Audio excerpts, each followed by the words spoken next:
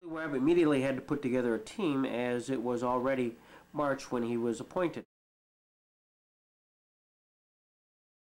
The 1915 season was pitched by Leon, and the team was known as the Rabbits.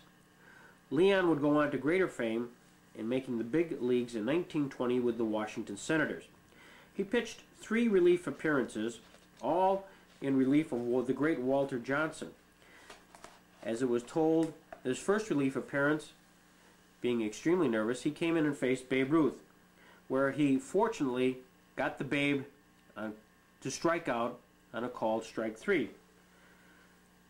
Leon was busting his buttons with the success he had with this Babe Ruth. One of the players on the bench reminded Leon, saying the Babe's day would come. And sure enough, it would. 2 days later, Carlson again came in to face Ruth. And as Leon tells it, I gave him one low and outside, as the catcher advised before. Ruth let it go, dug in a little, and waited. I came in with another one, a little higher. Ruth swung. It was gone. This was the longest home run I ever saw. In the early 1920s, the Duck Pin League results indicated that Billy Webb's team was known as Webb's Spiders.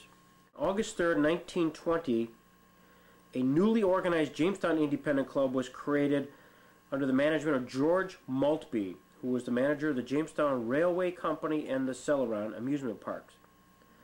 One of the stars of the team was Billy Webb, together with young shortstop Lehman Peterson. Maltby managed. After the irregularly scheduled 1921 season ended, George Maltby turned the reins of the semi-pro team over to Billy Webb. The local sports pundits dubbed the new semi-pro team as Billy Webb's Spiders, the same name used for the bowling team. Soon, that name had become synonymous with baseball excellence. One of the earliest examples of Billy Webb's entrepreneurship dealt with the biggest attraction in baseball. The owners of Celeron Park were contacted by Babe Ruth's agents to schedule a barnstorming game here in October of 1921.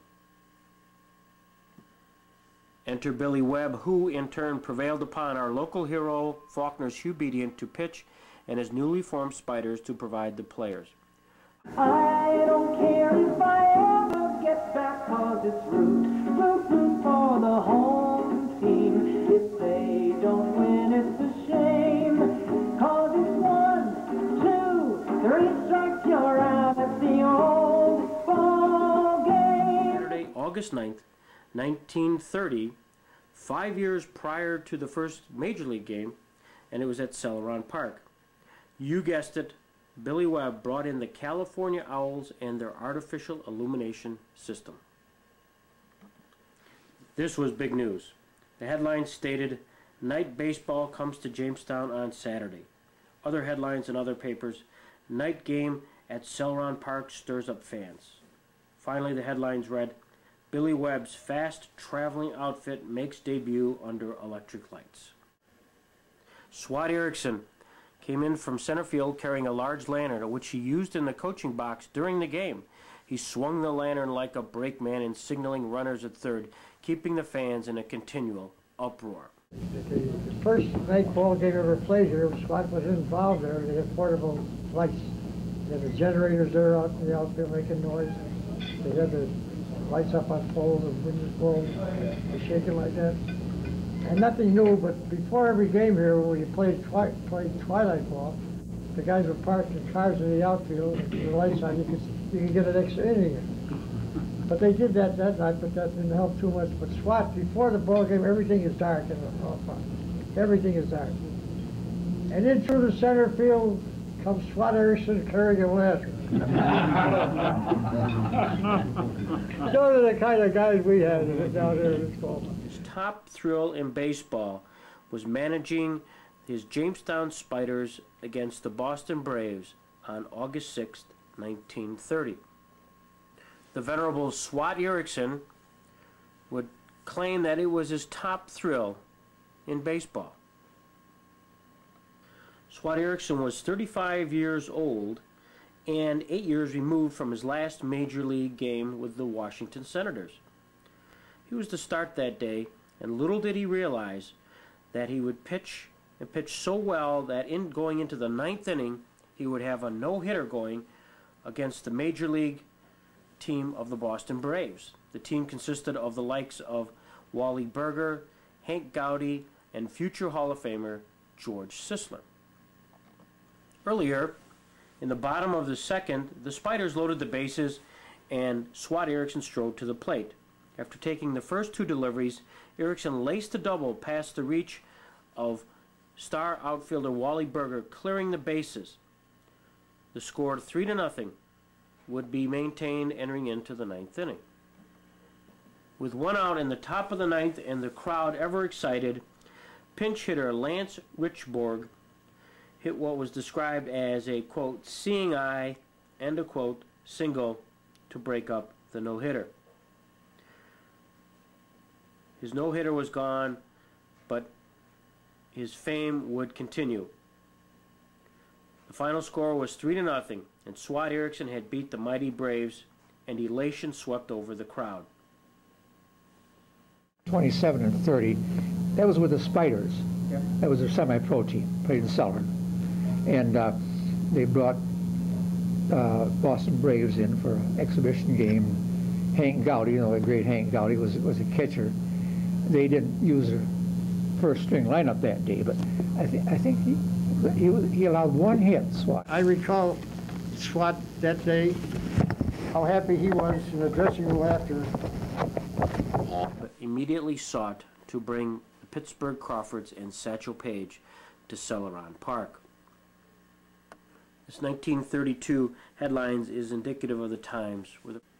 This particular doubleheader, Satchel Foot Paige, famed speedball artist of the Crawfords, finished the first game and started the second game. Both games of which were won by the Crawfords.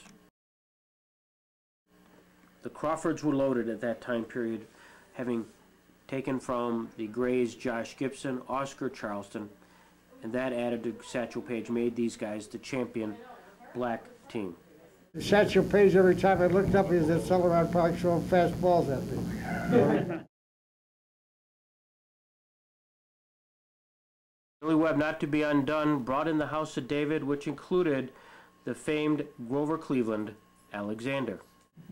This July 12, 1934 game was highlighted by the appearance of Grover Cleveland Alexander, who pitched the first inning, the Pepper game, and the exhibition of donkey baseball.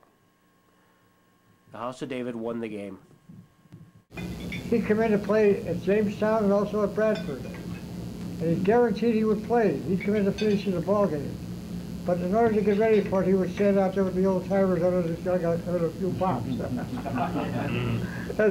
And sort of a secret. I batted it against him. That's all I say was batted. Boy, outside. 3 pitches, that's all.